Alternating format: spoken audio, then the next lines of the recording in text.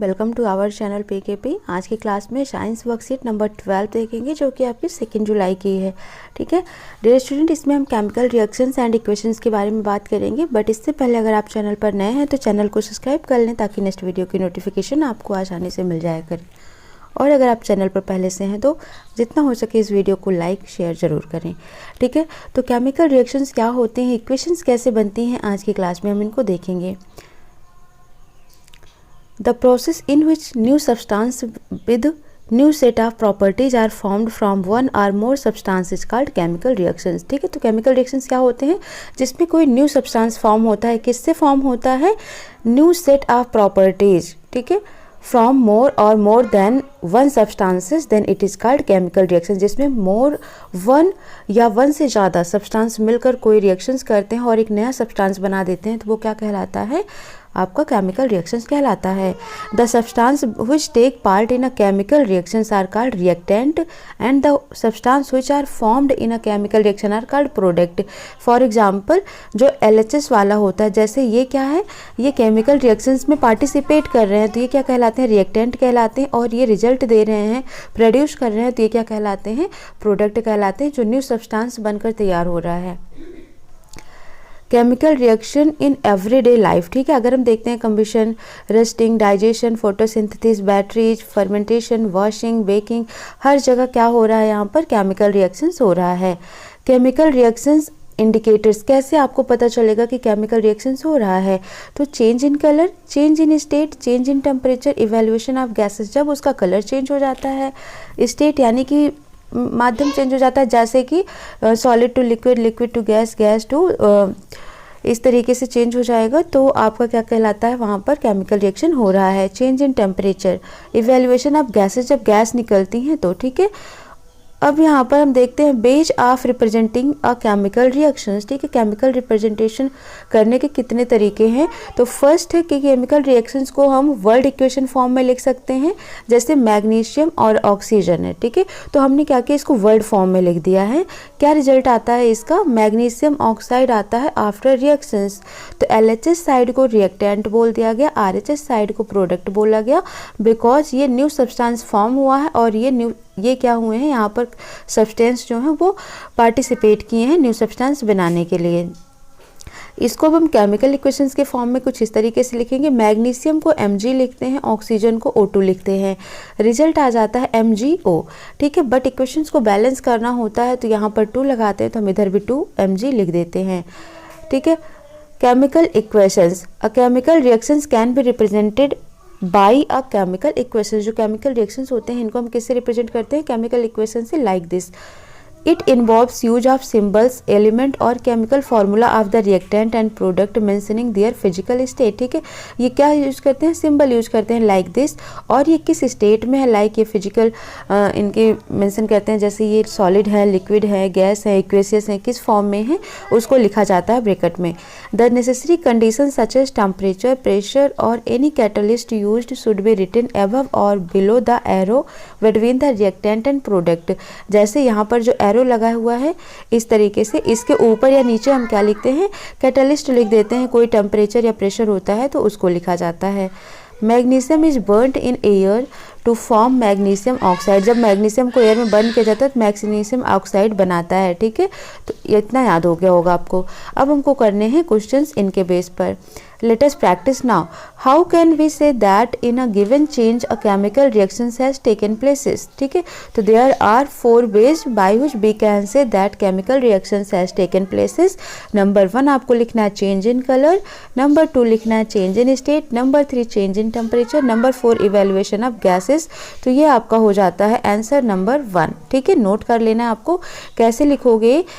We can say that in a given change a chemical reaction has taken place by these steps। तो ये उसके बाद आपको लिख देना है चारों स्टेप्स को। क्वेश्चन नंबर 2 देखते हैं हम। Identify and right the chemical reactions from the given example. ठीक है, तो गिवन एग्जाम्पल से हमको क्या करना है? यहाँ पर रिएक्शंस लिखना है। जैसे फोटोसिंथेसिस है तो यहाँ पर रिएक्शंस हो रहा है तो यस हो रहा है, तो यहाँ पर केमिकल रिएक्शंस आपको लिखना है कार्बन डाइऑक्साइड प्लस H2O ये दोनों मिलते हैं किसकी प्रेजेंस में, सनलाइट के प्रेजेंस में। तो यहाँ आप एरो के ऊपर लिखेंगे सनलाइट। क्या प्रोड्यूस करते हैं ये, ग्लूकोज यानी C6H12O6 प्रोड्यूस करते हैं, प्लस साथ ही साथ ये क्या रिलीज करते हैं, ऑक्सीजन गैस रिलीज करते हैं। तो लेकिन अभी क्या इक्वेशन बैलेंस है नहीं ना, यहाँ पर कार्बन के 6 एटम्स हैं, यहाँ पर कार्बन सिंगल है। तो हम क्या करते हैं, यहाँ पर 6 से मल्टीप्लाई कर देते हैं, यहाँ पर भी हम 6 से मल्टीप्लाई कर देते हैं, ठीक है, और यहाँ पर भी 6 से मल्टीप्लाई कर देते हैं। इस तरीके से आपका ये इक्वेशन बैलेंस हो जाता है। तो फोटोसिंथेसिस की इक्वेशन लिखना 6CO2 plus 6H2O in the presence of sunlight C6H12O6 plus 6O2, ठीक है, इतना आपको समझ आ गया होगा। टीयरिंग ऑफ पेपर, तो ये कैसा है, ये फिजिकल प्रॉपर्टी हुई, केमिकल प्रॉपर्टी नहीं हुई, तो हम नहीं लिखेंगे इसके रिएक्शंस को, ठीक है। For boiling of water, water को आप क्या करते हैं, बॉयल करते हैं। तो वाटर को जब हम बॉयल करते हैं, ये H2 लिया हमने और ये O2 लिया हमने, जब इनको बॉयल किया तो ये आपको मिल जाएगा H2O।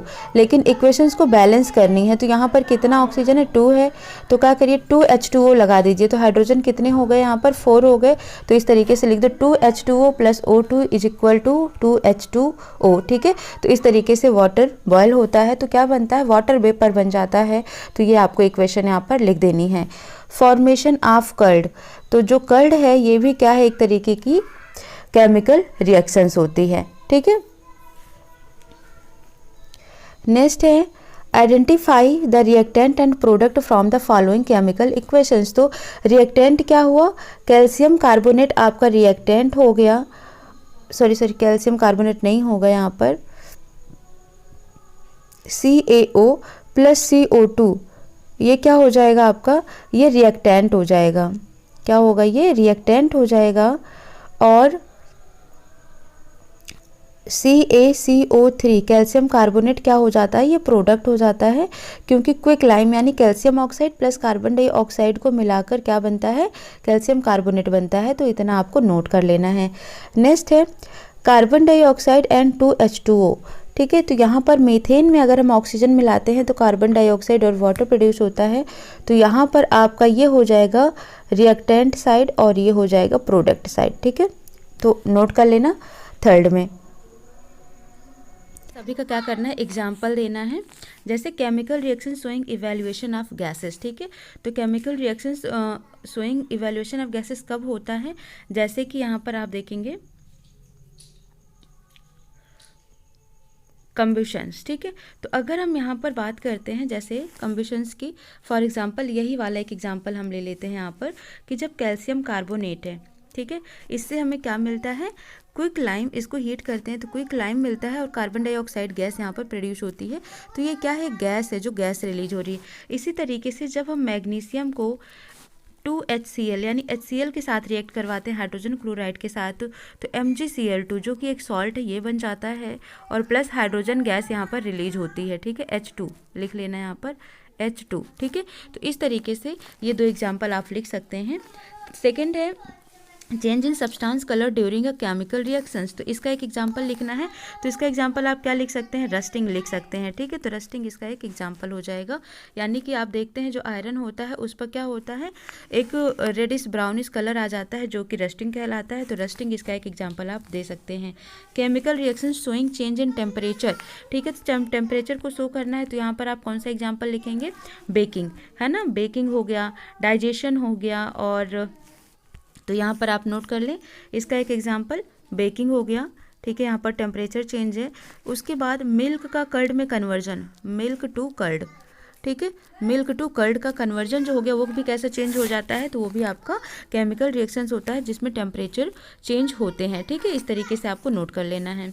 अंजलिज mother forget to keep the dough in refrigerator during summer, in the morning change were observe in the kneaded dough, are these change physical और केमिकल। तो ये कैसा चेंज होता है, ये केमिकल चेंज होता है क्योंकि वो फ्लफ़ी हो जाता है। डो जो होता है जब उसको रख देते हैं तो उसमें एक तरीके से समझ लो कि जैसे यहाँ पर है बेकिंग करते हैं, तो बेकिंग में हम क्या ईस्ट वगैरह डालते हैं, तो यहाँ पर ईस्ट भी ना डालें, ये काम करके जाता है, ठीक है। क्योंकि टेम्परेचर चेंज की वजह से इसमें ऐसा होता है, तो ये आपका केमिकल रिएक्शंस हो जाता है। तो इसका आंसर हो जाएगा केमिकल रिएक्शन। आई होप आपको इतना समझ आ गया होगा। सो लाइक कर दीजिए, मिलते हैं नेक्स्ट सेशन में। Thank you for watching.